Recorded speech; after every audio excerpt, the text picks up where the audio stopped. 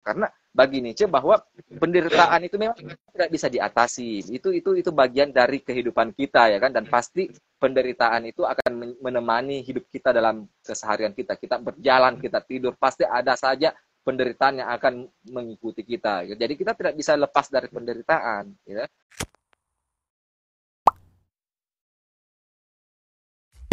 Assalamualaikum warahmatullahi wabarakatuh. Selamat datang di acara Didaktif, diskusi daring interaktif yang diadakan oleh Perpustakaan Supyati dan Kampung Kapuru.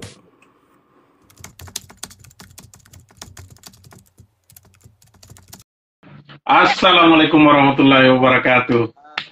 Sorry, cari tempat dulu, Kak. Oh, begitu, Leh. Oke, siap. Jelas suara saya? Jelas. Oh, baik.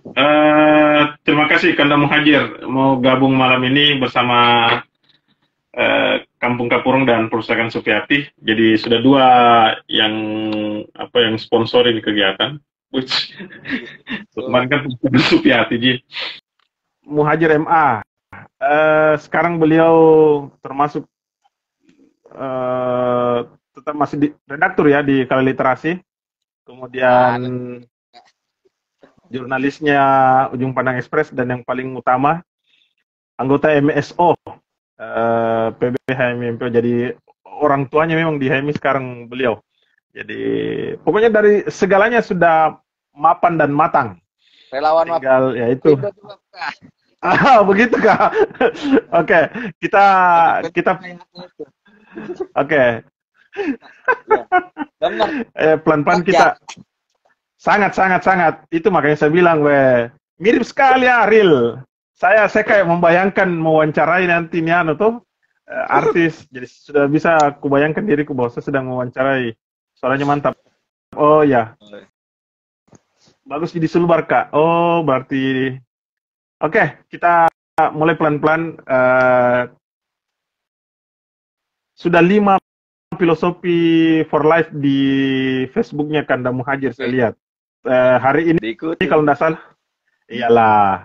Saya membaca kalau hal-hal yang positif sih. Tapi tidak terlalu. Kalau mau yang di TikTok. Oh begitu ya. Masalahnya saya bukan penggemar TikTok. Snack video. Begitu. Kalau saya snack video.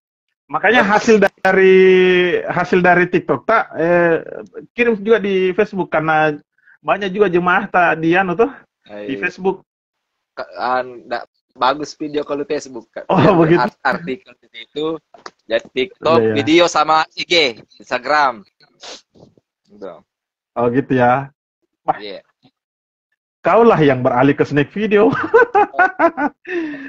Berapa pengikut sekarang di TikTok? 4.000 Mika, mau 5.000. Masya Allah. Sudah masuk itu kah? Apalagi istilahnya itu AdSense apa gitu. Banyak Ji yang suka filsafat dia di TikTok. Jumlah tontonan begitu juga? Tontonan tak 40.000, 30.000. Masya Allah. Artinya ini yang kita mau bincang malam ini, Ajir. Tentang filsafat for life. Jadi kadang orang menyebut bahwa filsafat itu nyebelin, ribet, sulit dan sebagainya. Nah, tiba-tiba beberapa penulis juga yang saya dapat, misalnya Henry Manampiring kalau nggak salah ya, Henry Manampiring dengan filosofi terasnya dia memudahkan konsep filsafat Stoa dalam bukunya yang dihubungkan dengan fenomena atau masalah yang terjadi. Dan hari ini Kanda Ajir pun belakangan menulis berkaitan tentang filsafat untuk kehidupan. Nah, ini menarik ini. Kemenarikannya adalah hal-hal yang ribet, yang cenderung akademisi saja yang mau membacanya, itu pun punya tingkatannya agak tinggi, dan Kanda Ajir mau menulis dengan bahasa sederhana, dan hari ini pun ternyata di TikTok lebih banyak followersnya, dan memang artis selebgram. Saya mestinya menulis salah satu penciri dari Kak Muhajir ini adalah selebgram juga. Saya sudah bisa bayangkan bahwa memang filsuf dulu kalau dibandingkan dengan akademisi sekarang kan hanya konsen pada satu keilmuan. Sementara filsuf Ya, ya. dulu kayak misalnya Ibnu Sina itu kan diatomi kedokteran, diatomi filsafat, astronomi dan sebagainya. Kamu aja pelan-pelan Ki. Kenapa tiba-tiba Ki mau konsen pada dunia filsafat dulu? Kenapa senang Oh Ki? ya. Apakah kita tersesat di jalan yang benar atau bagaimana? Muhajir Oh agak mirip ya. juga dengan Kang Rocky Gerung. Wah, silakan kalau mau ditanggapi Iki Mas deh. Silakan Kak. Ya, jadi sebenarnya ketidaksengajaan ya. Ini Tidak sengaja ya. ketidaksengajaan. Ya, karena sebenarnya saya sudah sudah sering membaca waktu SMA ya. Cuma buku-buku sastra kadang saya membaca buku-buku sastra, tapi tidak pernah berjumpa dengan filsafat. Nanti saya masuk kuliah, baru bertemu dengan yaitu komunitas-komunitas kajian ya, kelompok studi yang konsentrasinya itu pada ranah kajian filsafat. Itu biasanya itu ketidaksengajaan sih, karena dipanggil sama senior, ada yang senior aja untuk mengikuti kelas-kelas itu gitu. Nah, disitulah saya mulai bertemu dengan konsep-konsep rumit itu begitu. Nah, saya anggap bahwa ini menarik juga karena setelah saya pulang jadi peserta di komunitas studi itu, kelompok studi itu, saya kadang mendiskusikannya dengan teman-teman kos-kosan saya begitu. Kadang itu kita diskusikan, kita kaji kembali dan akhirnya menarik begitu. Jadi menantang, menarik dan membuat kita terangsang dalam berpikir gitu. Sehingga akhirnya di situlah saya mulai untuk bagus mungkin filsafat ini dijadikan sebagai studi non formal saya untuk saya dalami begitu. Mumpung saya dekat dengan beberapa senior-senior yang ahli expert di bidang filsafat, sehingga saya belajar bersama mereka begitu. Jadi saya perlu saya perlu bidang studi formal di kampus dan non formalnya, dan perlu juga saya mempelajari studi non formal gitu. Nah, filsafat lah yang saya pilih untuk menjadi keahlian saya di bidang non formal ya, di bidang non formal. Gitu. Begitu sih. Iya. Awalnya. Kalau jurusannya kan, iya kalau tidak salah jurusannya teknologi pendidikan ya, yang S1 kemarin. Ya, S2 pun juga teknologi pendidikan. Teknologi pendidikan, artinya tidak nyambung juga, tetapi ini jurusan ini dengan antara formal dan non formal. Beda misalnya saya yang konsennya di dunia sastra pasti akan berkorelasi dengan keilmuan itu. Cuma yang saya mau tanyakan Kak, berkaitan tentang kita tahu filsafat itu kan diksinya yang agak berbeda dengan bahasa mahasiswa yang pada masa tak mungkin akan ya apa sih filsafat itu. Bahkan dulu di beberapa kampus pun belum menghadirkan filsafat sebagai salah satu mata kuliah wajib yang dihadirkan dalam pembelajaran. Jadi kata kuncinya filsafat itu kan kayak urusan langit gitu ya. Biasanya orang bilang begitu, bahasanya bahasa langit. Nah, kenapa Kak Muhajir tetap tertarik gitu ya? Apakah karena faktor teman atau memang kesadaran? Iya, karena itu yang saya tadi bilang. Saya tuh suka dengan hal-hal yang menantang.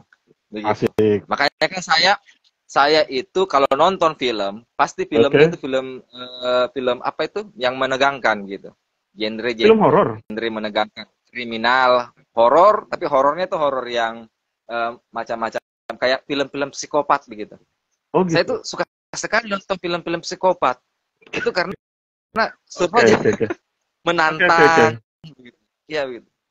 Kalau saya nonton drama Korea atau film Korea, saya pasti mencari yang genrenya tuh kriminal gitu. Karena menantang aja tuh, dan penuh teka-teki ya. Misalnya film-film detektif, film-film kriminal yang harus memecahkan persoalan, itu saya tertantang dengan hal-hal seperti itu begitu. Misalnya dulu waktu saya SMA itu, SMP SMA saya menyenangi matematika karena saya tertantang untuk memecahkan rumus-rumus matematika begitu. Nah, filsafat seperti itu. Pada saat saya bertemu dengan filsafat ini kok studi ini menantang, ya. Menantang karena membuat saya harus berpikir lagi. Misalnya, ketika saya diajukan pertanyaan, ada nggak Tuhan itu? Begitu. Asik. Ya kan? Saya bilang ada, ya kan? Ada, dan saya percaya. Terus apa buktinya? Nah, itu kan nantang ya. Karena kalau kita ajukan bukti di Al-Quran, itu kan apa ya, terlalu receh begitu ya, terlalu mudah, terlalu gampang, sehingga pada saat kita dipersoalkan dengan pertanyaan-pertanyaan yang memancing pikiran, akhirnya kita juga ikut terangsang untuk memikirkan alasan-alasan rasional kenapa Tuhan mesti ada. Gitu, ya. Nah, sama dengan problem-problem filsafat yang lain, itu menantang karena itu tadi penuh misteri.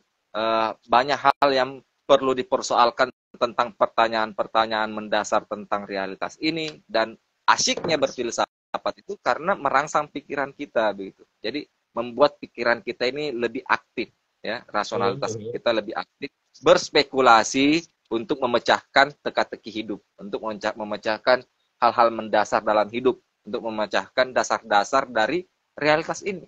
Nah, gitu. Itu saja sih. Sip. Menarik. Jadi tantangan, gitu. Tantangan, dan akhirnya saya merasa bahwa filsafat ini sangat berguna bahkan untuk bidang studi saya. Serius. Begitu. Karena setiap bidang studi di akademik itu kan pasti ada unsur-unsur filsafatnya ya. Misalnya kalau saya belajar tentang pendidikan, pasti ada filsafat pendidikan yang itu pasti kita belajar humanisme, belajar tentang bagaimana sih akar-akar filsafat di zaman Yunani, dan itu kan pada saat saya belajar filsafat itu semakin mudah saya mempelajari hal-hal mendasar dalam bidang studi saya begitu. Nah, yang tampak di dalam bidang studi sekarang saya ini kan di luarannya itu kan sains, tapi di balik dari yang luaran ini ternyata ada filosofi-filosofi tertentu yang menjadi dasar bagi terbentuknya bidang studi saya begitu. Nah, itu kan akhirnya saya tidak hanya memahami hal-hal yang bersifat luaran dari bidang studi saya, tapi juga saya mendalami menggalinya lebih dalam lagi. Misalnya saya konsentrasi pada kurikulum, saya tidak hanya mengkaji kurikulum dalam bidang teknis. Misalnya bagaimana sih membuat kurikulum, bagaimana sih dan kawan-kawannya. Tapi saya bisa mengaitkan antara kurikulum dan politik misalnya, ya kan? Kurikulum dengan sosiologi misalnya, karena kan ada sosiologi kurikulum, gitu ya. Kurikulum dengan antropologi misalnya, begitu. Jadi saya melihat bahwa bidang studi saya ini saling terkait sama lain, karena tadi karena filsafat. Yang menjadi persoalan biasa di dalam kelas, entah kalau di S1 kita sudah dapatkan mata kuliah filsafat secara khusus sebagai mata kuliah ya, atau tidak, tapi yang pastinya bahwa bahkan Kak Ajir sudah selesai juga S2-nya, yang menjadi persoalan apakah fenomena mata kuliah filsafat ini atau yang berkaitan filsafat itu tidak mengagetkan orang di kampus, khususnya dunia pendidikan. Kalau saya di pendidikan bahasa kemarin, itu entah sampai tahun berapa baru dihadirkan mata kuliah filsafat, itu pun baru filsafat ilmunya. Kayak gitu. Gitu. Apakah memang mata kuliah itu sudah ada sebagai mata kuliah wajib, sebelum kita lebih detail tentang dihubungkan bagaimana filsafat dihubungkan dengan kehidupan? Waktu saya kuliah gitu maksudnya? Iya. Bahkan termasuk waktu S2. Artinya kan begini. Saya punya mata kuliah dulu namanya mata kuliah filsafat bahasa. Ketika membicarakan filsafat bahasa, termasuk filsafat analitika, saya mempertanyakan tentang apa akar filsafat dari filsafat analitika kepada teman yang lagi presentasi. Dan saya mempertanyakan apakah ini dari rasionalisme atau empirisme. Ternyata teman-teman masih banyak yang kelabakan karena memahami rasionalisme dan empirisme saja, itu tidak diketahui. Nah, makanya apakah tidak main sendiri muhajir dalam kelas dalam memahami filsafat ketika ada dosen yang masuk, ataukah gimana kira-kira itu? Tidak ya, karena kalau kita bicara tentang filsafat, itu kan pasti di filsafat ilmu akan disinggung hal-hal yang Oke, oke, oke, seperti oke. itu ya. Kalau misalnya saya sendiri saja yang paham itu ya saya tidak tahu ya. Tapi biasanya itu memang dalam apa itu ya, mata kuliah filsafat itu adalah mata kuliah yang pasti menimbulkan banyak perdebatan di dalam kelas biasanya begitu. Karena apalagi kalau misalnya dosennya lebih lihai dalam memancing ini ya, memancing hasrat orang-orang untuk berdebat ya begitu. Jadi untuk saya saat ini agak tidak sulit ya menemui teman-teman. Saya tidak tahu karena konteks saya kuliah waktu itu semua teman-teman mahasiswa saya itu masih ini ya, masih muda ya. Saya waktu S2 itu kan masih muda itu teman-teman. Malah bisa dibilang saya itu yang tua gitu ya. Jadi masih muda. Maksud saya bahwa mereka ini masih ingin belajar, masih ketika misalkan kita kuliah filsafat, mereka itu gercep untuk melakukan searching. Misalnya empirisme apa tuh sih? Ya kan? Langsung mereka searching di Google, dan akhirnya dari situlah mereka belajar toh, mengkombinasikan antara apa yang ditemukan di Google, jurnal-jurnal online dengan yang lain begitu. Mungkin kayaknya perbedaannya begitu. Jadi waktu saya kuliah di ini dihadapkan dengan mata kuliah filsafat, saya tidak merasa sendiri sih, meskipun waktu itu memang saya lebih diandalkan ketika misalkan menyelesaikan tugas-tugas. Itu yang saya maksud. Ya. Biasanya orang-orang rebutan untuk mau menjadi teman kelompok saya gitu. Teman kelompok, itu harus dikabarkan. Jadi memang artinya gini, organisasi luar telah membentuk kita dan mengonstruk kita, dia membekali awal kepada kita berkaitan filsafat ini. Nah, kalau yang tadi itu bilang baru searching di Google dan sebagainya, memang ini yang menjadi fenomena atau persoalan kita. Banyak orang yang lanjut hanya mungkin ada perbaikan nasib dan sebagainya. Itu kan yang terjadi. Bahkan syukurnya Ajir, kebanyakan teman-temannya adalah anak muda. Saya orang tua kasihan yang tidak bisa dihantamkan dengan pertanyaan seperti itu. Bahkan banyak istilah-istilah yang mereka baru dengar. Beda kalau mereka dipercakapkan tentang fenomena pendidikan, apalagi kalau berkaitan tentang kelas dan sebagainya, mereka tosing jagonya karena mereka tosing yang pengalaman toh. Itu letak diferensiasinya kita dengan beberapa. Ini juga katanya di kampus saya mata kuliah filsafat ilmu 3 SKS, jadi bisa dipahami sudah wajib. Asik. Sip. Kita mulai masuk substansi persoalan kita. Mengapa tiba-tiba kamu Ajir kan kita tahu filsafat selalu berurusan dengan istilah-istilah yang besar dan sebagainya. Istilah-istilah yang saya sebutkan tadi, melangit, seolah-olah dia ruangnya ruang khusus gitu kamarnya kamar khusus. Beda kalau kita mau berbicara tentang kajian yang lain, bahkan kan ada pemetaan filsafat, sains dan seterusnya. Padahal dulu para filsuf kita namakan semua karena memang fenomena pembelajaran mereka betul-betul serius. Kita sekarang kayak membatasi ruang. Misalnya gini, kajiannya adalah kajian atau pada persoalan keagamaan saja. Kita di Islam itu kan siapa ustaznya? Ya jangan enggak setuju ke saya itu. Jadi memang betul kita melakukan pembatasan, akhirnya menyempitkan keilmuan kita. Kajir.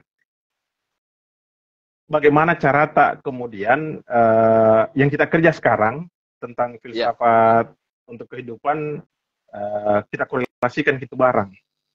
Jadi saya menyebut proses pengintegrasian karena supaya kita menjadikan pencirinya Kak Muhajir hari ini adalah filosofi for life yang hari ini sudah 5, mudah-mudahan sampai kira-kira sampai ke berapa ini? Sampai capek. sampai ketika saya sudah tidak punya ide lagi ya. Gitu. Itu sih apalagi itu. Kalau saya punya waktu luang, pasti saya kayaknya bikin konten gitu lagi deh. Gitu. Jadi waktu luang aja sih. Konten. Jadi ada 2 ya. Jadi di konsep dulu, konsep itu yang kemudian tertuang di Facebook ya? Ataukah itu yang atau beda dia? Oh, itu yang ini yang saya tulis di untuk TikTok gitu. Itu yang saya maksud. Kan saya Jadi, tulis. iya ya Nah, betul. Baru nanti dibuatkan dalam bentuk betul tulisan cerita ya. Ya, oke, oke, oke, oke. Sip, gitu. dijelaskan Kanda. Eh, integrasi dalam hidup ya begitu ya. Maksudnya Iya, jadi bagaimana? iya karena kan kita tahu bahwa filsafat kan selama ini sekali lagi urusannya agak berat. Biasanya akademisi yang punya urusan. Oh Filsafat iya, seolah-olah orang tertentu sehingga tidak merakyat katanya nih filsafat kayak. Tiba-tiba hmm, filosofi for life ini coba kita hadirkan sebagai bentuk bahwa, woi mengonteks semua ini barang kalau oh iya, filsafat. Nah, oke akhirnya oke kita oke. hadirkan beberapa filsuf gitu. Silakan Kak. Ya ya Anjir. ya. Jadi sebenarnya filsafat itu kalau dibilang sulit, banyak kan orang bilang bahwa filsafat itu susah karena banyak kata-katanya yang terlalu jelimet dan susah dipahami. Iya, Ya. betul Kita betul. bicara tentang substansi, aksiden, ya, bicara tentang Eksistensi. wujud, eksistensi dan seterusnya. Tapi bagi saya setiap bidang ilmu pasti punya kosakatanya sendiri yang rumit Betul begitu. betul. Ya toh? Mhm. Sosiologi misalnya kalau kita bicara tentang konsumerisme pasti kita akan bertemu dengan apa itu namanya kosakata yang rumit juga seperti simulacrum, ya Oke toh? oke. Konsumerisme, ya, virtuality, ya, dan seterusnya kan. Bahkan Iya. belajar teknologi pendidikan pun ada kosakata yang rumit juga yang itu butuh penjelasan. Jadi semua bidang ilmu itu bukan hanya filsafat ya. Semua bidang ilmu pasti punya tingkat kesulitannya masing-masing begitu, Mhm. ya kan? Nah, hanya memang filsafat itu karena lebih eh, objek kajiannya itu adalah hal-hal yang bersifat metafisik, ya. Oke. Hal-hal yang mendasar dalam realitas, mendasar dalam arti bahwa uh, yang ingin disinggung adalah apa yang dibalik yang nampak ini, Mhm. begitu, ya Mhm. kan?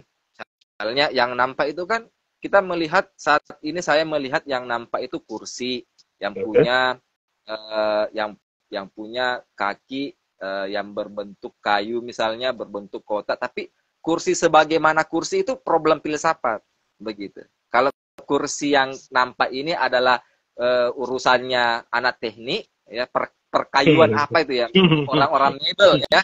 Ya, Tapi Mabel. kursi sebagai kursi itu urusannya filsafat sama dengan misalnya manusia sebagai manusia. Nah, itu Mhm. kan problem filsafat dan itu urusannya kaum filsuf untuk memikirkan itu. Tapi manusia sebagai biologi ya yang nampak Mhm.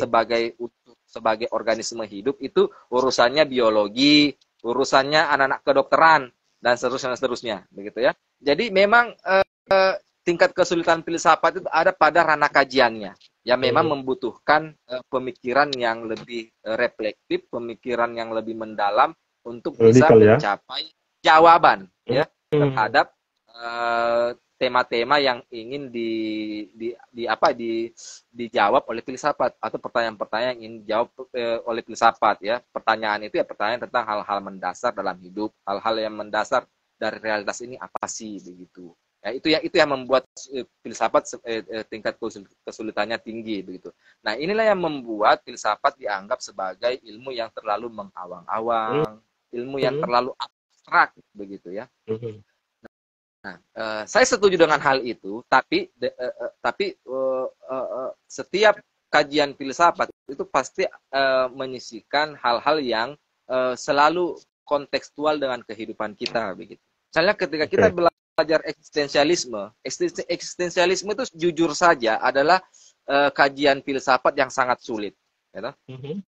oh, apalagi ketika misalkan kita bicara mengkaji teori Sartre tentang ada dan ketiadaan Ada itu ya, susah betul sekali, betul. ya, susah Ya gitu. ya ya. Tapi ingat bahwa Sartre itu punya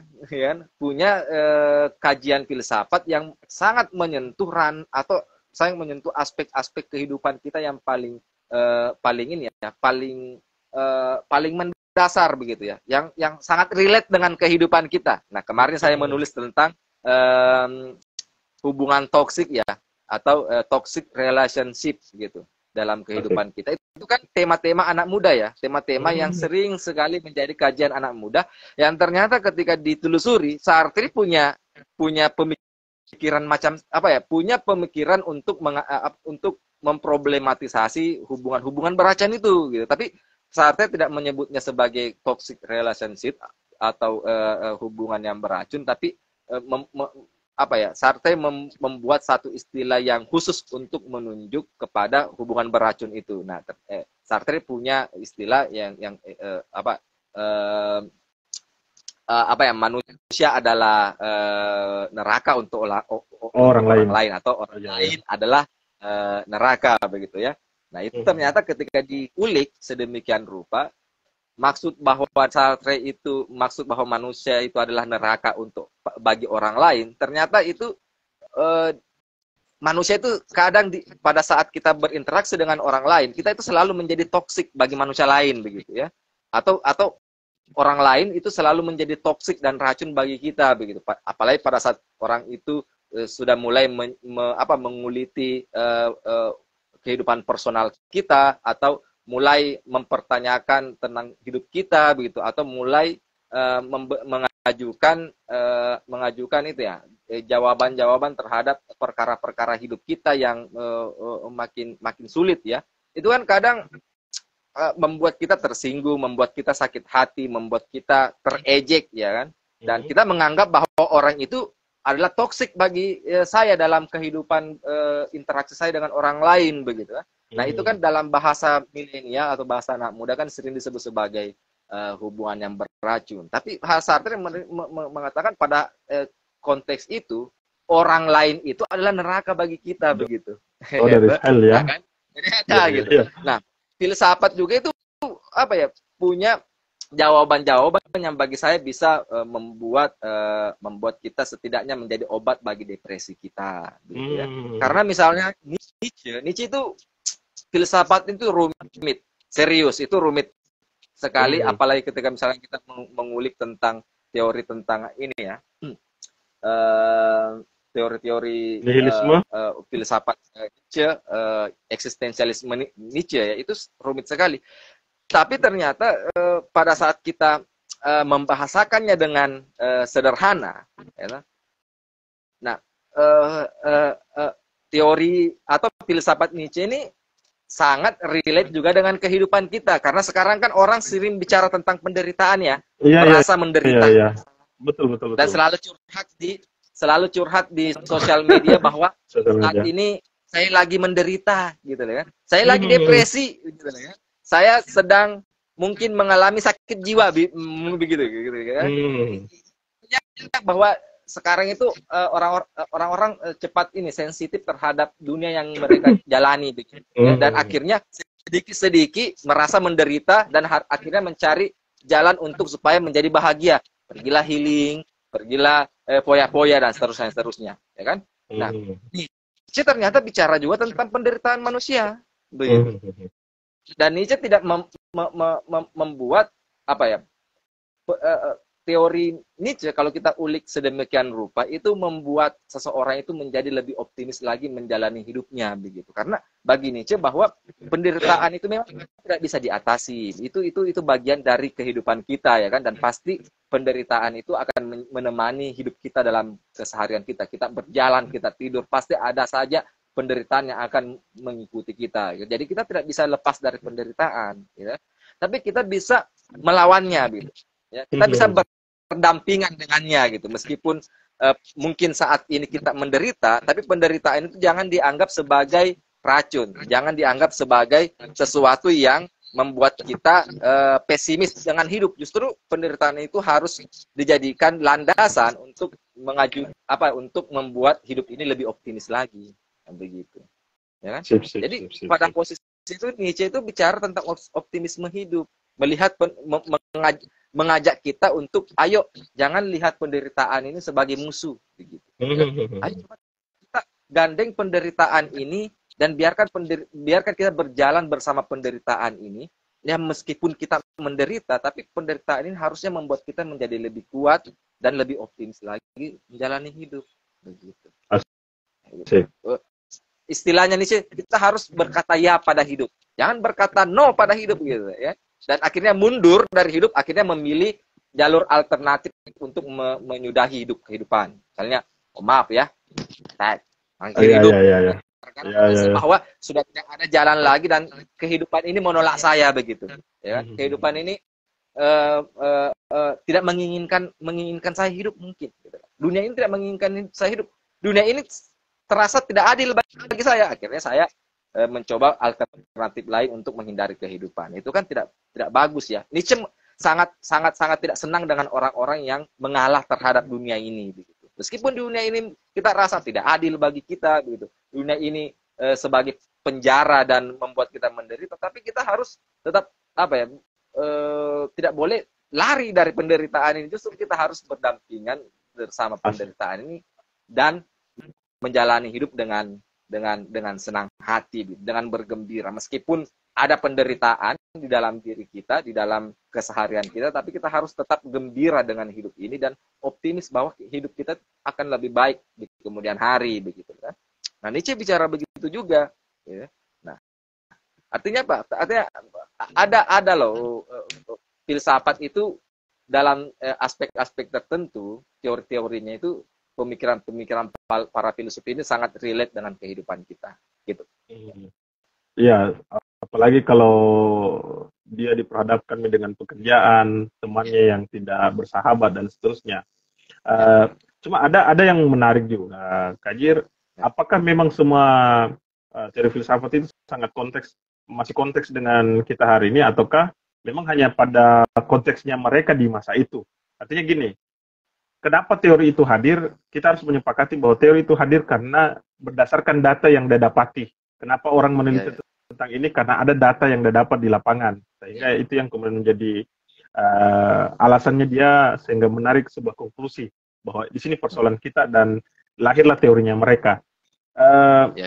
Yang menjadi persoalan kan biasa ada penggunaan pengistilahan yang dihadirkan oleh filsuf yang memang hanya itu kata yang tidak bisa diterjemahkan ke dalam bahasa Indonesia misalnya. Seperti tadi yang kita bilang, kata being misalkan tentang the orders mesti harus dikapitalkan dan seterusnya.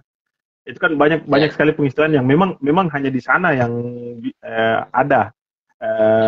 Maksud saya yang dalam sama dengan bahasa dekonstruksi itu sendiri, kan awalnya tidak ada yang akhirnya dihadirkan.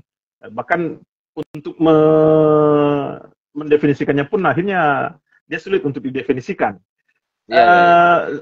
Jadi banyak fenomena atau realitas sosial kita yang ternyata dari gambarannya ini baru fenomena tentang bahwa yang disebutkan tadi, jangan mengambil jalan pintas dalam hidup ini. Kemudian ya banyak fenomena juga yang akhirnya bahkan menyalahkan takdir misalnya. Kita sedikit menarik ke agama walaupun sebenarnya seorang Nietzsche pun menolak itu. Kembali saya akhirnya mau masuk pada ruang diskursus yang lebih naik sedikit. Termasuk ini pertanyaannya Kak Uga, Kak. Bagaimana filsafat membijaksanai? Sebenarnya sih pertanyaan awal yang harus kita ajukan, filsafat itu kan berbicara tentang benar salah, tapi akhirnya kemudian endingnya nanti kata kuncinya adalah kebijaksanaan. Dan ini yang ditanyakan oleh Kak Uga, bagaimana filsafat membijaksanai artificial intelligence atau AI, Kak, yang mampu mengaitkan berbagai macam informasi dan sifatnya general. Di sisi lain AI membantu, karena kemarin juga kami bahas tentang fenomena AI, mungkin ini kayak larinya ke filsafat teknologi ya, dan kebetulan juga sama dengan keilmuan, Kak. Silakan, Kak. Oh ya, kita bicara tentang kebijaksanaan dalam perspektif filsafat dulu apa. Ini kan masih banyak yang ini ya, abu-abu ya. Tentang apa sih sebenarnya arti bijaksana dalam filsafat itu. Sepanjang yang saya pelajari, kebijaksanaan itu tidak bisa di dalam filsafat itu tidak bisa didefinisikan secara literally atau literally, ya kan? apalagi hanya dengan menggunakan KBBI saja gitu ya. Tapi kebijaksanaan dalam filsafat itu maknanya luas. Misalnya, pertama, kadang kebijaksanaan di dalam filsafat itu diartikan sebagai rendah diri gitu ya. Nah, makanya kadang filsuf itu selalu menganggap dirinya tidak tahu apa-apa, padahal sebenarnya dia sudah tahu banyak hal gitu. Tapi meskipun mereka sudah tahu banyak hal, tapi selalu merasa dia bodoh begitu, tidak tahu apa-apa, ya kan? Nah, itu kan biasa argumentasi seperti itu kan pernah diajukan sama Socrates ya, tentang orang yang kebijaksanaan itu justru ketika kita merasa bahwa tidak tahu apa-apa begitu, ya kan? Nah, filsuf yang kebijaksanaan dalam filsafat itu adalah kebijaksanaan yang selalu membuat kita tidak pernah puas dengan problematika dunia ini, problematika hidup ini, atau hal-hal yang mendasar dalam hidup ini. Kita filsafat itu mengajak kita, ayo jangan cepat puas dengan hal-hal yang telah kita dapatkan begitu, ya kan? Kalau orang yang sudah puas itu berarti dia merasa bahwa dia sudah memiliki segalanya, ya kan? Muncullah sikap sombong, muncullah sikap dia sudah paling lebih tahu di antara yang lain dan seterusnya. Tapi filsafat itu mengajarkan kita jangan selalu merasa kamu sudah mengetahui semuanya begitu. Meskipun memang kamu sudah banyak tahu, tapi jangan cepat puas begitu, ya. Dengan rasa tidak cepat puas ini kita selalu menganggap diri kita tidak tahu apa-apa. Itu kebijaksanaan itu juga itu dalam filsafat. Nah, filsafat juga itu bicara tentang kebijaksanaan dalam arti bahwa dalam menjalani hidup, dalam berpikir dan menjalani hidup, kita selalu bersikap proporsional. Nah, tadi saya baru bicara nih tentang filosofi for life di bagian kelima, tentang Aristoteles atau jalan tengah dalam perspektif Aristoteles. Nah, itu salah satu ciri tentang kebijaksanaan dalam filsafat. Jadi, apa itu kebijaksanaan? Ya, kebijaksanaan itu ketika misalkan kita berpikir dan bersikap secara proporsional. Selalu melihat dunia ini tidak hitam putih, tapi selalu melihat selalu menemukan kebijaksanaan di jalur-jalur tengah dari dua ekstrim yang saling berlawanan begitu. Karena kalau kita terlalu berlebih-lebihan dalam hidup itu tidak bagus. Agak kurang sekali juga tidak bagus. Tapi di tengah-tengah ini tidak kaya, tidak miskin juga. Itu kan kebijaksanaan. Jadi hidup yang bijaksana itu apa? Hidup yang bijaksana itu jadi kalau kita tidak miskin sekali dan tidak tidak kaya sekali begitu loh, atau tidak membuang-buang uang itu, dan tidak juga terlalu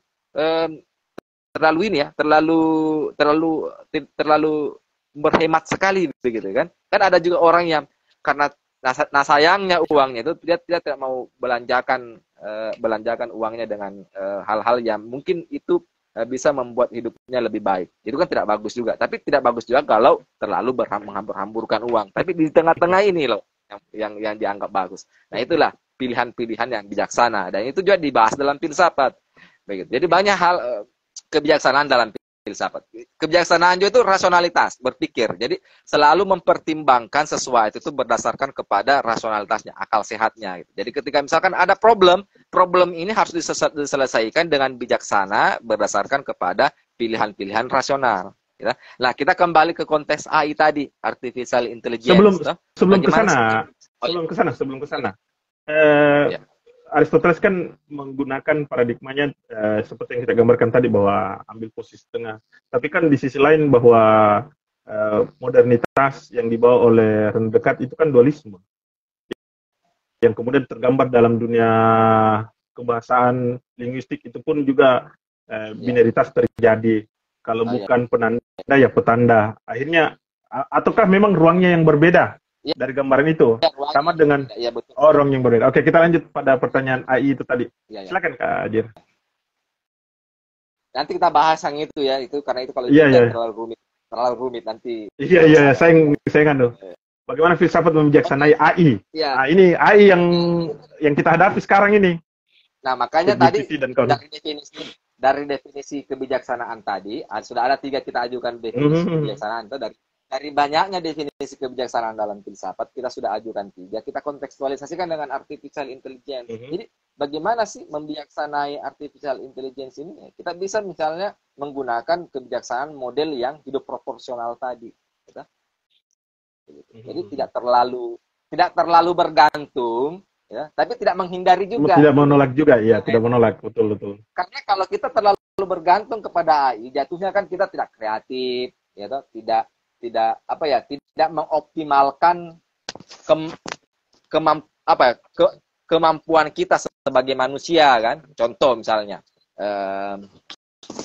kita terlalu bergantung kepada DeepL.com atau Google Translate, akhirnya kita tidak belajar bahasa Inggris. Nah, itu persoalannya. Dan ini menjadi problem loh, karena jujur saja, saya bertanya kepada teman saya bilang bahwa ayo kita cari, karena saya kan masih mau belajar bahasa Inggris nih, gitu. Saya akhirnya mengajak mereka, ayo kita cari kursus bahasa Inggris, gitu, yang tidak terlalu banyak bocil-bocilnya, kan, orang-orang tua di situ, kan, karena tidak bagus juga kalau bocil-bocil semua dalam situ. Tapi dia bilang bahwa nggak usah, itu tidak penting lagi tuh belajar filsafat, sudah ada DeepL, sudah ada Google Translate, sekarang semakin canggih, kan, begitu. Tapi saya selalu merasa bahwa itu penting, begitu loh, karena kita tidak, misalnya kita punya rezeki nanti suatu saat ke luar negeri, masa kita mau pakai Google Translate untuk menerjemahkan ini, kan, untuk menerjemahkan bahasanya orang lain, kan tidak bagus juga, kan, begitu. Ketika misalkan akhirnya kita punya rezeki untuk kuliah di Australia misalnya, atau di Amerika misalnya, masa kita mau terlalu menggunakan Google Translate untuk itu, kan, tidak bisa, kan, begitu. Dan Google Translate pun tidak langsung bisa menerjemahkan percakapan, dia hanya bisa menerjemahkan teks, begitu. Nah, itu kan pikiran yang terlalu bergantung terhadap AI, itu kan tidak bijaksana dengan model-model kehidupan seperti. Tapi juga tidak lari atau menghindari teknologi, itu juga tidak bijaksana. Ya, kebijaksanaan bagaimana? Ya, kita memilih di tengah-tengah, begitu, tidak terlalu bergantung juga, tapi tidak terlalu menghindari, gitu. Menggunakannya dengan cara yang bijak, kan, gitu. Itu salah satunya. Yang hal-hal yang lain bisa misalnya, kan, bahwa kan banyak orang mengatakan bahwa terlalu mengandalkan Google itu kan tidak bagus, katanya, kan. Selalu kan orang bilang begitu, iya, bahwa ada Google gitu, Google. Tapi maksud saya dalam hal-hal tertentu, makanya tadi saya bilang bahwa kita dalam hal-hal tertentu kita tetap menggunakan kita tetap butuh AI, gitu. Tapi kan dalam hal-hal tertentu Google itu penting, gitu. Apalagi mencari informasi-informasi informasi, ya, bukan ilmu, ya, tapi informasi. Kita mencari, misalnya menggali informasi penting, informasi yang kita harus butuhkan saat ini, ya, mesin pencari Google itu penting dalam hidup kita, begitu, ya, kan.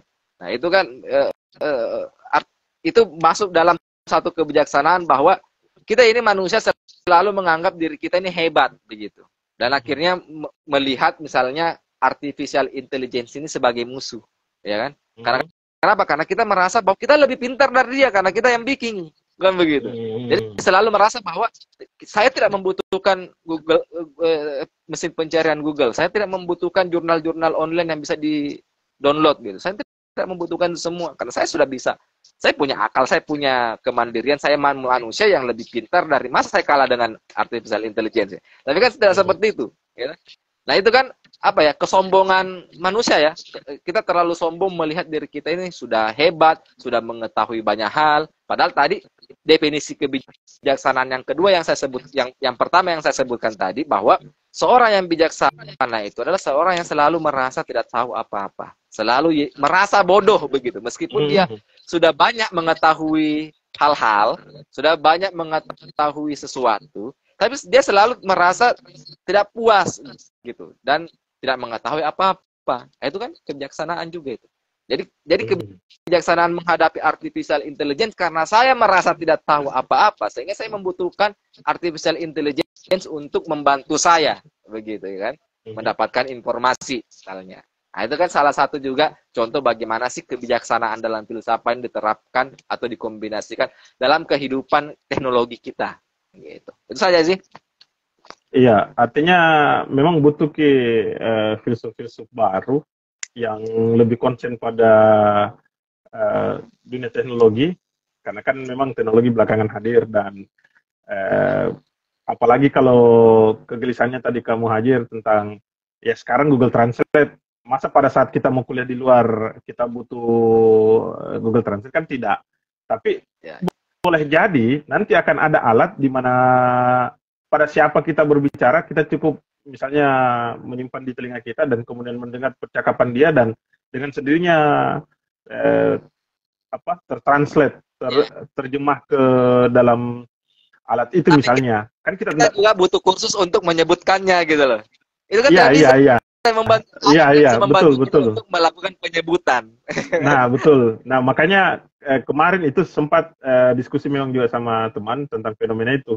Ya, Tapi kayaknya kita jangan terlalu di saya ya, ya. arahkan kembali ke kajian Filsafat. filsafat karena Ya, ya eh ini pertanyaannya kembali lagi ke Uga. Ada lagi pada dunia pendidikan semakin konkret, jadi konkret ya ya. konkret suatu hal maka semakin baik. Sedang pada filsafat semakin konkret suatu hal maka semakin menunjukkan kebinatangannya sebab filsafat mengarahkan ke hal-hal yang universal. Bagaimana Ya. Kak Muhajir Oh ya. menyikapinya? Ya, kayak gitulah. Ya. Oh ya. Oke, silakan. Enggak gini kita mengkonkretkan filsafat bukan filsafatnya yang mengkonkretkan dirinya gitu, tapi kita menafsirkan filsafat agar konkret begitu sebenarnya. Karena begini, coba ada kan sekarang lagi trennya filsafat stoik ya. Iya, Ya. iya, iya, filsafat teras. Nah, orang-orang mengenal filsafat stoik dari tafsir buku-bukunya apa ya? Filosofi teras misalnya. Iya, iya, iya. Ya. Tidak langsung membaca Markus misalnya. Itu atau Seneca Seneca. misalnya. Iya, Oh, iya. tapi kalau kalian membaca Seneca itu rumitnya bukan main. Masya Allah, astagfirullah, betul gitu. Iya, saya takut Serius. tahu. Filsafat stoik kalau kita langsung mempelajari filsafat stoik dari sumber pertamanya, oh itu rumit sekali. Bahasanya sangat jelimet, bahasanya membingungkan begitu. Tapi yang kita lihat yang orang-orang pelajari sekarang itu adalah filsafat stoik yang telah diterjemahkan dalam bahasa yang lebih konkret begitu. Ya kan? Langsung membaca filosofi teras, langsung membaca misalnya ada lagi buku satu tentang filsafat stoik saya lupa. Itu yang pernah baca habis itu. Itu juga ada itu ya bersikap bodoh amat ya. Iya, Apa lagi namanya itu yang bersikap bodoh amat. ya apa ya seni bersikap bodoh seni amat. bersikap bodoh amat. Iya, iya, iya. Ada. Banyak unsur stoik di situ kan. Nah, orang-orang membaca itu semua, ya kan? Nah, merasa bahwa filsafat itu konkret. Enggak. Filsafat itu tetap bagaimanapun, bahkan kita belajar tentang filsafat stoik, itu mengawang-awang dan abstraknya luar biasa. Ya? Coba langsung ke sumber utamanya, pasti kalian akan pusing sendiri. Gitu. Ya? Nah, filsafat itu menjadi konkret karena tafsir kita yang mengkonkretkannya. Makanya saya, ya kan? Begitu ya. Saya mencoba untuk menafsirkan filsafat ini agar lebih konkret dan relate dalam kehidupan kita. Jadi yang saya sampaikan, yang saya tulis di Facebook, yang saya sampaikan secara audio dan video di TikTok misalnya, itu tafsir saya terhadap filsafat begitu kan. Bagaimana saya menafsirkan filsafat ini agar teori-teorinya lebih membumi, lebih konkret dan sangat terhubung dengan kehidupan keseharian kita begitu. Gitu. Begitu. Ya, oke. Jadi bukan bahwa filsafat itu bahwa ketika filsafat itu jadi konkret akan enggak. Filsafat bagaimanapun sampai teori-teori yang paling kita anggap gampang pasti ngawang-ngawang gitu. Susah gitu ya. Sangat spekulatif dan sangat sangat sulit dipahami begitu. Tapi bagaimana caranya kita menafsirkan filsafat agar konkret terhubung dalam hidup kita dan membumi dan gampang dipahami oleh orang-orang gitu. Filsafat kan akan berkorelasi dengan kajian keilmuan yang lain. Itu poin yang kita diskusikan malam ini. Dan apakah filsafat tidak menjelaskan kepada anaknya bernama psikologika, bernama kedokteran kah, atau memang misalnya kayak kita mau berbicara tentang psikologi, kita punya tokoh Sigmund Freud, Lacan dan sebagainya. Victor Artinya, Frankl. jadi maksud saya, apakah kemudian memang ruangnya filsafat lain kidianunya? Sebenarnya kayak perdebatan lagi di tentang pemisahan antara filsafat dengan ilmu yang lain, namun di sisi lain ada yang menganggap bahwa ya filsafat dengan ilmu yang lain itu satu kesatuan. Terlepas dari perdebatan itu, apakah memang bisakah kita menggunakan kata kunci bahwa ketika anaknya tidak bisa menyelesaikan, maka bapaknya, bapak ilmu pengetahuan istilahnya begitu toh? Kan begitu biasanya orang terjemahkan tentang filsafat. Ketika anaknya tidak bisa menyelesaikan, maka orang tuanya yang menyelesaikan. Atau memang bisa jadi diselesaikan pada keilmuan yang lain. Gitu mungkin. Iya. Ya, silakan. Kita bisa lihat dari beberapa perspektif ya tentang itu. Misalnya, antara filsafat dan ilmu sains itu bisa berpisah dan mempersoalkan objek yang berbeda. Begitu. Kan? Karena tidak mungkin filsafat menyelesaikan problem sakit jiwanya orang. Begitu. Misalnya maksud menyembuhkan sakit jiwanya orang, kan kita kan butuh psikologi. Filsafat mungkin bisa memberikan motivasi, atau pencegahan ya, agar tidak sakit jiwa kan. Tapi kalau sudah memang bukan sakit jiwa, bukan sakit jiwa sih, tapi apa lagi anunya itu istilahnya? OGBT apa? ODG. ODG. Orang dalam gangguan jiwa kayak gitu. ODGJ. Anggaplah gitu. ODGJ. ODGJ karena nanti ada protes nanti bahaya kalau sebutkan. Meskipun kita tidak bermaksud jahat gitu. ODGJ ya, ODG itulah itu kan.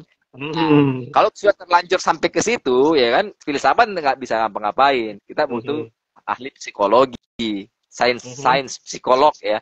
Psikologi sebagai sains gitu. Sampai dengan misalnya saya lagi sakit mah, filsafat jangan mengkonsumsi eksistensialisme gitu loh. Sakit mah kok itu Oke. Pergi ke dokter begitu. Kan? Tapi mengapa sih manusia sakit begitu? Mengapa sih manusia harus mati? Nah, gitu kan? Apakah manusia bisa hidup abadi atau enggak gitu? Nah, itu problem filsafat.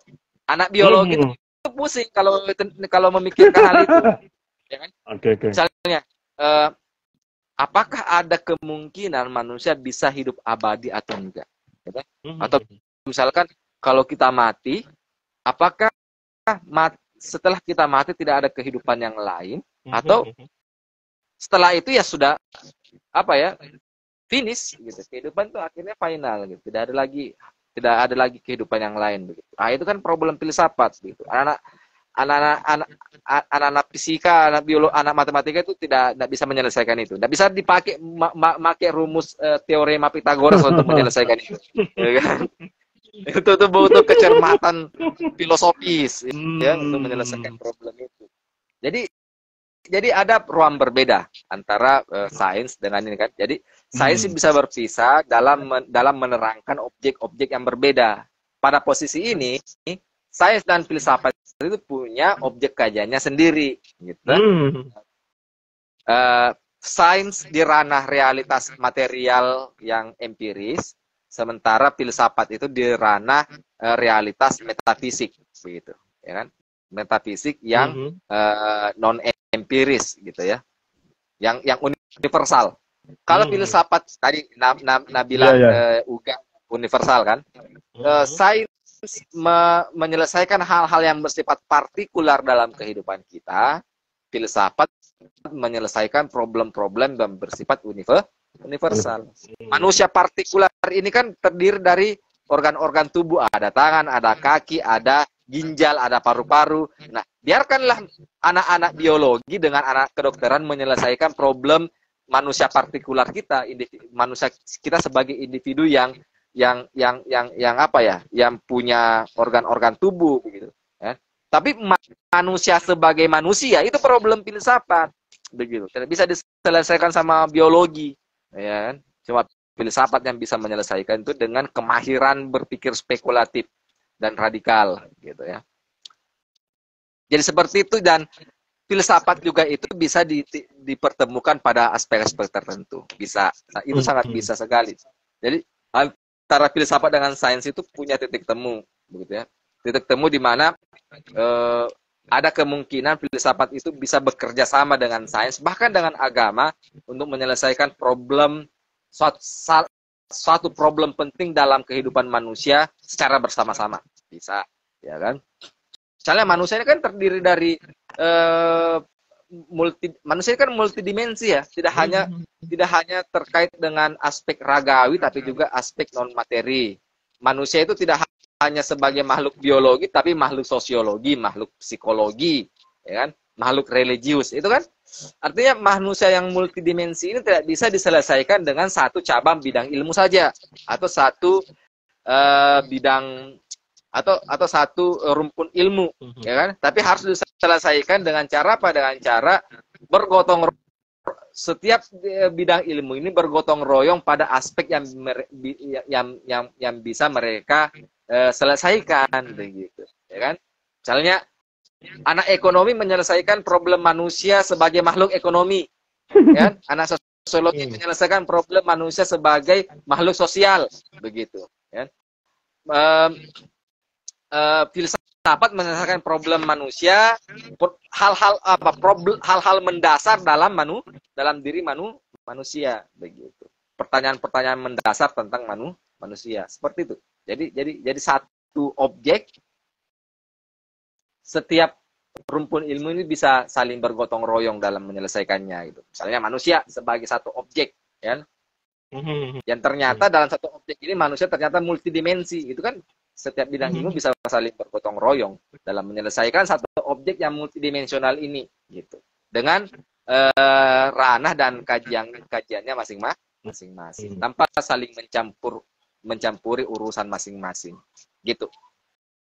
Iya, karena pada dasarnya memang proses pengintegrasian keilmuan ini sudah berkembang juga belakangan.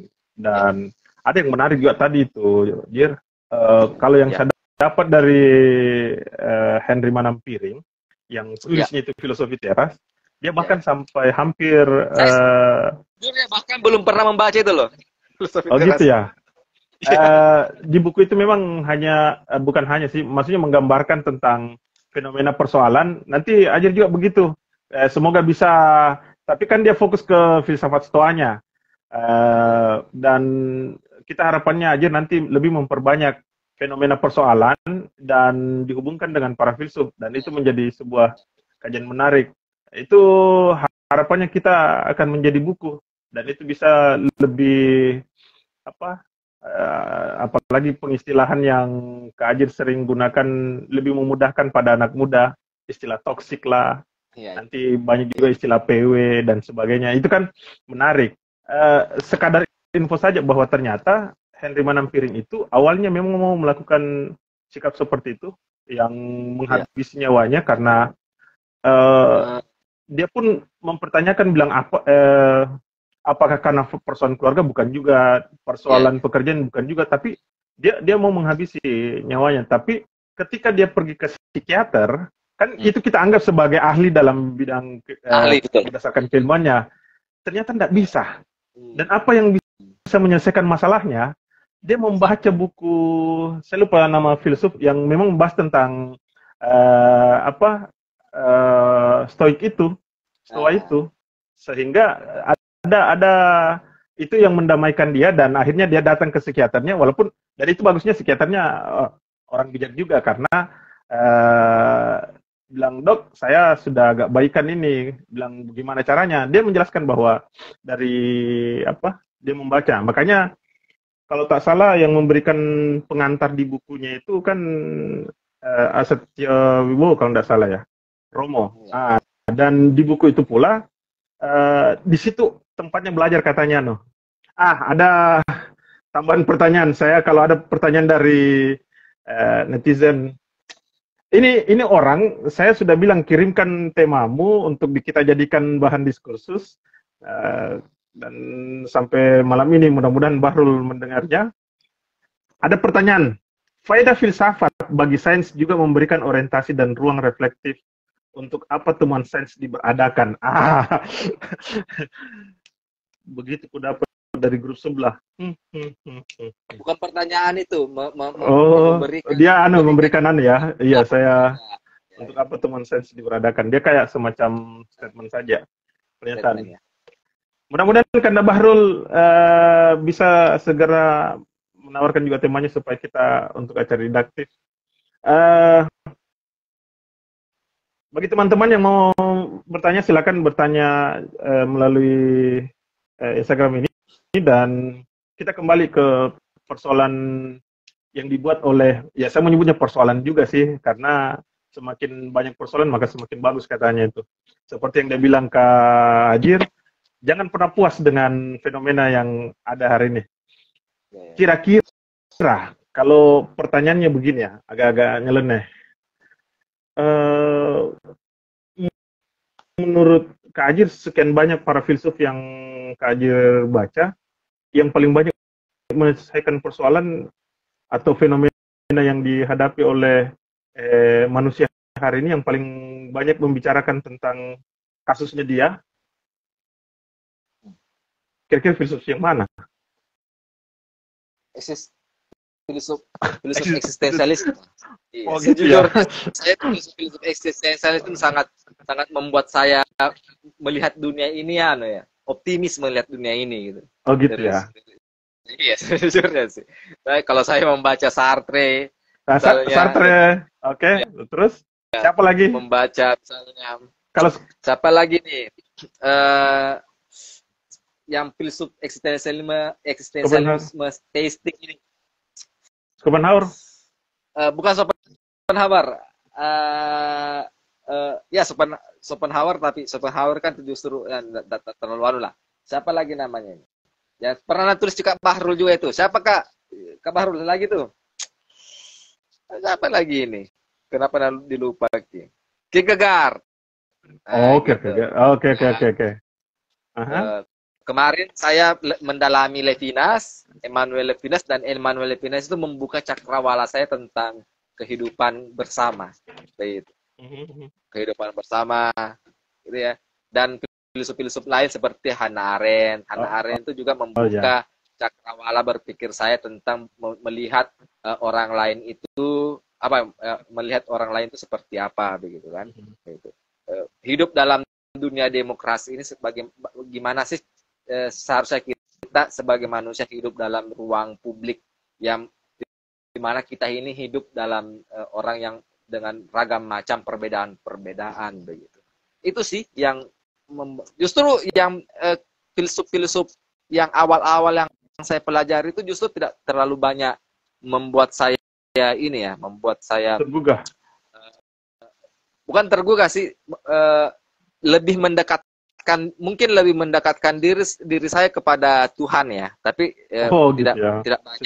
tidak banyak membantu saya melihat dunia ini dalam cakrawala yang lebih luas begitu. Ya, dulu kan di awal-awal itu kan saya belajar banyak filsafat Islam seperti Mullah Sadra, ya kan, Suhrawardi begitu. Tapi itu tidak terlalu ini ya. Saya terbantu untuk lebih memahami agama dan lebih memahami Tuhan dengan lebih baik dan memahami hal-hal yang bersifat usul dalam agama, tapi tidak terlalu banyak membuat saya melihat melihat dunia ini dalam cakrawala yang lebih luas gitu, dalam dunia yang lebih empirik dan keseharian begitu. Mungkin saya yang tidak terlalu hebat dalam belajar belajar teori-teorinya mereka karena sangat susah, sangat sulit dan luar biasa. Tapi justru filosof-filosof ini loh ya, filosof-filosof yang selalu dianggap ateis, filosof yang selalu dianggap gila dalam hidupnya. Misalnya Nietzsche kan itu kan menulis, luar biasa. Betul. Justru dalam keadaan dia pada saat dia tuh kejiwaannya terganggu. Betul. Gitu. Tapi justru saya pada saat kita mengulik pemikirannya, justru wah ini luar biasa loh ini, sangat menantang dan sangat membuka pikiran kita dalam melihat dunia ini, gitu. Melihat manusia seperti apa, melihat dunia seperti apa. dan Iya, seterusnya. betul, Justru betul. filsuf yang seperti Nietzsche. ini gitu yang membuat saya tergugah gitu. Nah, belakangan ini saya lebih mengulik filsafat etika Yunani kuno begitu belakangan Oh ini. gitu ya. Dan akhirnya saya dan kan kemarin tuh saya lebih banyak mempelajari metafisikanya filsafat Yunani kuno ya, metafisikanya Aristoteles, metafisikanya Plato. Itu kan membuat kita pusing ya mempelajari itu. Dan jujur saya itu Aristoteles dan Plato itu susah. Sangat susah sekali gitu. Itu kalau ada yang mau gampang-gampangkan itu berarti kalau ada yang mengatakan Plato itu gampang berarti dia itu menggampang-gampangkan saja itu dia kan. Tapi saya mencoba untuk mempelajari sistem etikanya Plato, Aristoteles dan Socrates dan ternyata saya menemukan banyak hal tentang filosofi for life di dalam. Misalnya ya, ternyata Aristoteles pernah bicara tentang harapan. Dan ini banyak yang tidak tahu gitu loh. Banyak yang tidak tahu bahwa Aristoteles pernah bicara tentang harapan. Bagaimana sih filsafat memandang harapan dan bagaimana manusia menumbuhkan dan memperhadapkan dirinya dengan harapan yang ia ingin capai begitu. Dan itu sudah saya bahas di di TikTok dan insya Allah nanti mungkin minggu depan saya akan lebih bahas di Facebook tentang bagaimana si Aristoteles berbicara tentang harapan begitu. Plato bicara tentang cinta, ya kan? Bicara tentang cinta. Cinta, ya kan? Dan cinta yang diajarkan oleh Plato cinta yang sangat ini ya, yang sangat terhubung dengan dunia romantika manusia dalam kehidupan sehari-hari gitu. Dan masih banyak lagi. Termasuk kan hal-hal yang banyak bisa dipelajari dalam filsafat Yunani kuno gitu. Iya, termasuk mungkin bisa dikembangkan juga, Jir. Kita hubungkan para filsuf dengan satu tema misalkan toh ketika membahas cinta seperti yang dibahas tadi Plato dengan siapa? Bisa kita hadirkan komparasikan Erich Fromm, akhirnya nanti Ajir sendiri yang berkesimpulan dari mungkin ada diferensiasi dan kesamaan dan nanti Ajir berkesimpulan bahwa hakikat cinta itu seperti gini. Kan luar biasa itu. Kalau Erich Fromm saya bikin kan jadi di TikTok itu saya bikin tema khusus kajian khusus tentang ini seni mencintai. Oke. The Art of Loving. Di situ baru Erich Fromm. Baru Erich Fromm yang saya bahas. Nanti saya mau bikin konten tentang Plato. Bagaimana sih Plato bicara cinta? Asik. Bagaimana sih Aristoteles bicara cinta? Asik. Bagaimana sih Nietzsche bicara cinta gitu? Nah, itu menarik itu ternyata ya. Bicara tentang cinta. Saya akhirnya wah luar biasa juga ini perjuangan cinta. Saya ngaji dia kecewa. Nietzsche, ternyata Nietzsche itu bicara cinta loh. Iya, ada dan unik juga pemikirannya tentang cinta. Nanti kita akan bahasan gitu. Termasuk kepatah hatian, asik. Ya. Justru jangan ditanggapi lama. Iya. Kan. Saya tahu itu. Salah satu yang membuat dia pesimis terhadap hidup. Betul. Ya kan? Sempat dia. Betul. Bahkan kan sebenarnya banyak penulis itu yang terinspirasi dari seorang Nietzsche. Saya teringat dengan siapa lagi namanya Khairil Anwar itu pernah melakukan jadi dia curi buku karena dia tidak sanggup membeli buku baru yang berjudulkan Zarathustra itu dan tidak lama kemudian ternyata di rak itu dia berdekatan dengan Bible. Jadi kan dia pakai celana yang kantongnya besar, jadi saya lupa siapa sastrawan yang menemani dia bilang tolong, kan pada saat itu kan belum ada CCTV toh. Jadi sambil melihat sambil dia ambil itu buku, pada saat dia keluar ternyata bukan bukunya Nietzsche tapi Bible itu yang dia bawa lari. Banyak termasuk beberapa Tolstoy dan sebagainya. Mungkin juga bisa dikorelasikan nanti kalau filsafat etik, karena kita tidak bisa tolak kehadiran Derrida misalnya juga itu, Jir, tentang selama ini bahwa etika yang dikonstruk oleh manusia hanya sebatas satu konsep saja, tidak memberikan ruang pada yang lain untuk memberikan pendapat terhadap konsep etik itu. Misalnya orang tua yang membatasi dan seterusnya. Itulah yang latar belakangnya kenapa hadir konsep dekonstruksinya. Saya semakin menunggu tulisan-tulisan Ajir ini kalau dibuatkan nanti. Saya Per tema sebenarnya ya, kalau bicara silakan. tentang buku ya, itu saya itu paling tidak bisa konsisten dengan bikin buku begitu. Sebenarnya saya menyiapkan menyiapkan naskah buku, tapi itu filsafat yang rumit ya, filsafat yang sulit, rumit itu buku saya nanti itu yang rumit sekali. Mungkin bagus kalau yang nanti itu yang Philosophy for Life bagus ya dibukukan ya. Nah itu yang aku maksud saya dari awal. Cuma itu yang saya maksud dari awal. Kan sudah ide. Justru itu tidak membosankan. Jadi kan sekali lagi yang saya ketahui dari orang itu bahwa jangan menunggu karyamu sempurna, karena pada hakikatnya karya itu akan ada di pasarnya. Jadi kalau sebenarnya disebut tadi bukan kesempurnaan sebenarnya, tapi malas saja begitu loh. Selalu lupa. Tapi kan kenapa tidak dihadirkan memang dulu itu yang buku-buku yang ribet? Yang kita bilang tadi tulisan-tulisan yang agak ribet. Sekarang ada naskahnya, cuma malas saja kerja gitu. Itu kumpulan esai ya? Iya. Karena kan saya punya banyak tulisan-tulisan filsafat yang panjang-panjang, yang ada catatan kakinya, referensinya. Nah, kenapa tidak diterbitkan jadi buku akademik nanti toh dengan sendirinya? Itu sudah ini.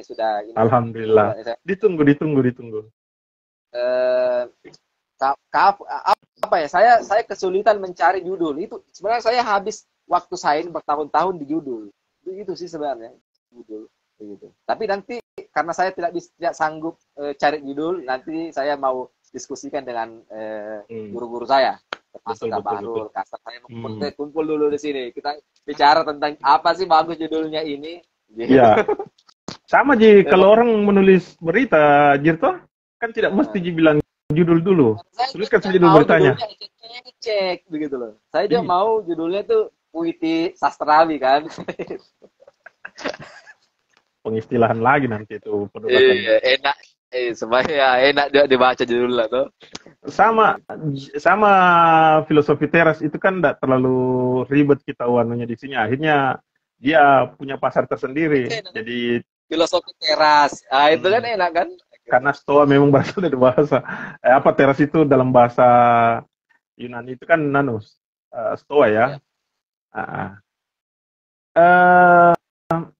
Sebelum kita mengakhiri, Jir, karena sudah mau ini, apa harapannya, Jir, terhadap filsafat? Karena memang saya melihat belakangan kita punya banyak tokoh yang akhirnya menghidupkan kembali dunia filsafat yang bukan lagi sekadar tempatnya atau ruangnya di dunia kampus, tapi akhirnya menjadi bahan pembicaraan, terserah mau di warung kopi, mau di acara bazar, dan sebagainya, dan menjadi kebutuhan teman-teman. Walaupun ada yang konsen pada dunia, misalnya filsafat Islamnya saja, atau filsafat Baratnya saja, ataukah dia hantam semua dan seterusnya.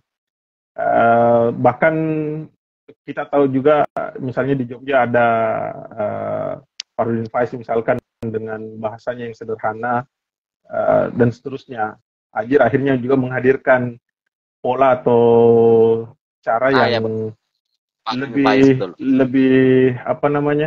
lebih kepada generasi Z ya. Mudah-mudahan jadi sekali lagi bahwa filsafat bukan hanya urusannya para orang tua yang konsen pada dunia akademik, tapi anak muda pun bisa. Mungkin akhirnya pelan-pelan pengistilahan yang menjadi momok itu justru menjadi ini istilahnya toh. Ternyata sama kalau diistilahkan kalau dalam bahasa seperti ini. Kan memang belakangan itu banyak sekali pengistilahan yang substansinya sama. Ya, betul. Kira-kira ke depan bagaimana pandangannya, Ajir, terhadap filsafat? Saya pengennya para pembelajar filsafat ini jangan egois begitu. Tapi kita harus mempertimbangkan para pendengar kita begitu. Ya kan? Mau maaf saja nih, ya kan? Banyak pembelajar filsafat yang semakin rumit bahasanya itu semakin kelihatan keren. Gitu. Merasa bahwa ini keren loh, gitu kan. Kalau dia, gitu Ya, kan. ya, ya, ya, Kalau ya, dia ya. bahas tentang eksistensi, ya kan, Ya, ya, ya, ya, ya. tasawur tasdik, ya gitu kan, Oh. gitu-gitu. Nasionalisme Hmm. dan seterusnya, dan dia Hmm. bahasakan dengan bahasakan filsafat. Semakin menjelimet filsafat dibahasakan, merasa Hmm. bahwa itulah filsafat begitu, dan merasa keren karena itu kan. Kalau saya, Hmm.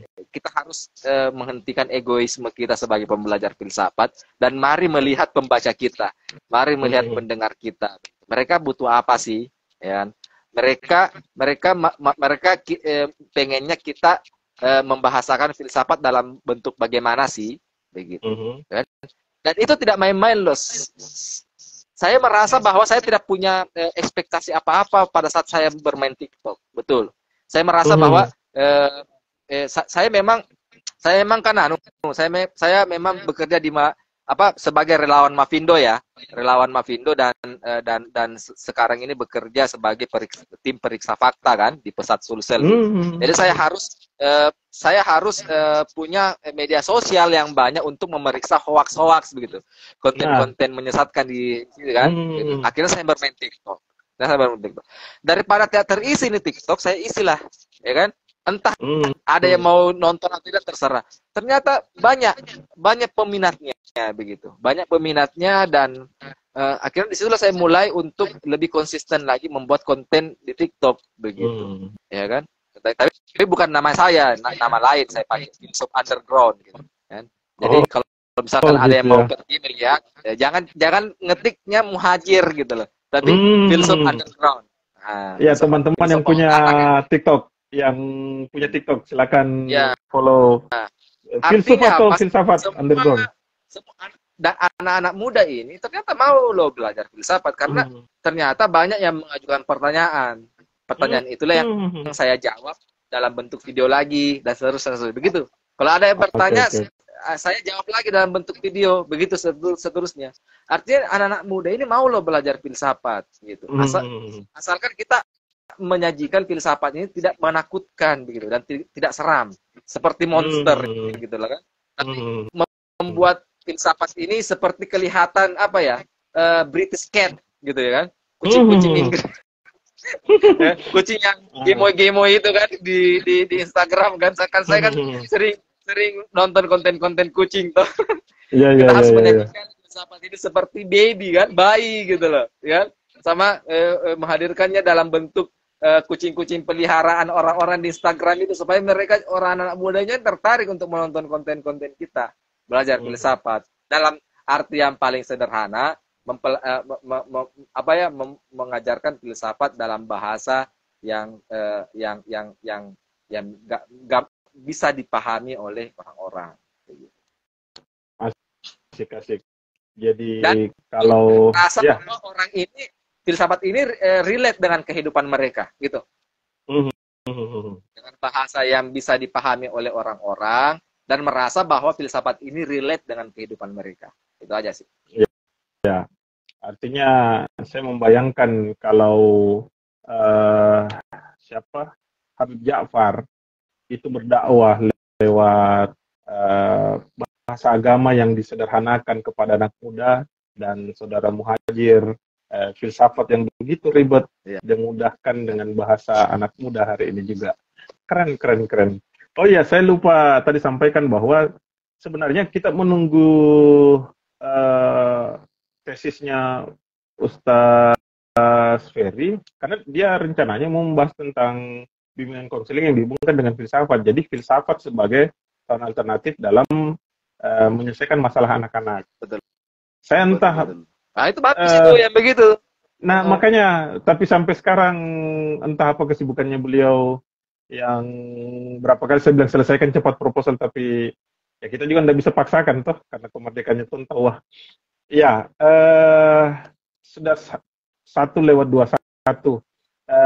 Sebelum kita tutup, saya akhirnya menemukan polanya karena Muhajir dengan cara itu tadi, tetap mengontekskan diri. Lihat Ki generasi Z, oh ternyata kebutuhannya seperti ini. Hal yang mungkin selama ini nanggap ribet Ki dimudahkan. saya membayangkan bahwa Apa ya? banyak ustadz yang menawarkan. Biarkan dulu Ya, mereka terbiasa dengan filsafat, begitu, ya itu kan? tuh. Nanti kalau sudah Nanti dengan terbiasa, ya baru dipancing untuk belajar yang ribet-ribetnya filsafat ribetnya. kan? Gitu Betul aja. sekali. Jadi makanya Nabi bilang orang ya pengantar filsafat di dunia Nah, keakademikan begitu. ya, Makanya ada dulu itu istilahnya filsafat untuk pemula, akhirnya dipakaikan ke ya. gambar dan sebagainya. Itu kan yang dihadirkan oleh penerbit Canisius dulu. Tapi itu lagi ndak terlalu menjadi minatnya orang karena mungkin mediumnya yang berbeda. Dan hari ini Ajir menghadirkan lewat TikTok yang merupakan ternyata bukan hanya menghadirkan gaya body dan sebagainya kepada halayak ramai, tapi ternyata ada tawaran alternatif dari filsuf ya, atau filsafat underground, filosof. Filsuf underground. Filsuf. Ya. Jadi teman-teman yang Filsuf ada di underground. apa menyaksikan secara langsung ini, silakan follow filsuf underground. Underground. Oke. Sebelum kita tutup, Kajir, saya mungkin ada beberapa pilihan pertanyaan yang harus dijawab oleh Kak Ajir, gitu kan? Ya, tunggu dulu Kak. Buka dulu cari cas. Oh ya, silakan. Sebentar lagi gini.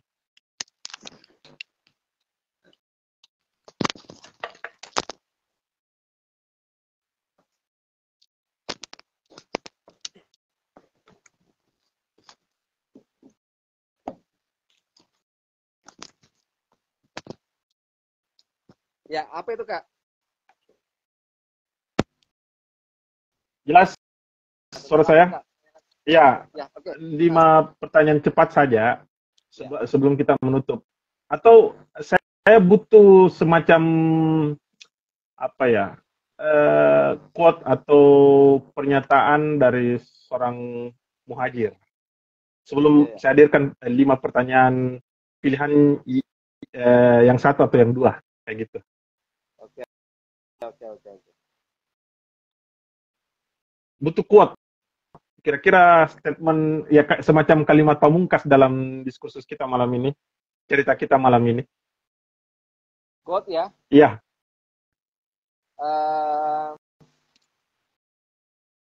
Apa ya? Ada quote yang saya sering suka.